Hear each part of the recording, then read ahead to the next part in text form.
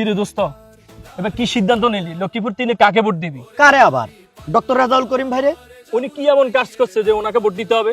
আরে বোকা, তুই দেখোস নাই এই যে কিছুদিন আগে লক্ষ্মীপুর সদর হসপিটালের যে দরস্তা ফ্যাসিস্ট সরকারের আমলে তারা একটা টেন্ডার নিছিল, কিন্তু তারা কাজ না করে পুরা টাকা সহকারে লই ফালাই গেছে। কিন্তু রেজাউল করিম ভাই হঠাৎ করে একটা রুগী দেখতে গেছিল সদর হসপিটালে, যাওয়ার পরে ওইখানে যখন দেখলো এই ভবনটা এই অবস্থা, তখন রেজাউল করিম ভাই নিজে সিদ্ধান্ত নিয়ে এটাকে মন্ত্রণালয়ে পাঠায় এটার বাজেট করায় আনি এখন কাজ শুরু করে দিছে। শুধু কি তাই, কিছুদিন আগে দেখলাম কয়েকটা হিন্দু বাড়িতে দরস্তা ঘর নির্মাণ করে দেওয়ার জন্য টিম দিছে। লক্ষ্মীপুর থেকে ডাইরেক্ট সমুনি পর্যন্ত যে রাস্তাটা, এই রাস্তা ফোরলেন করার ব্যাপারে সড়ক বিভাগে যে কয়েকবার কথা বলছে। এছাড়াও লক্ষ্মীপুরে রেল লাইনের ব্যাপারে রেজাউল করিম ভাই কথা বলছে। যার এত উন্নয়নের বলি, তারে ছাড়া আমরা অন্য কাউকে ভোট দিব, এটা তুই ভাবলি কিভাবে দোস্ত?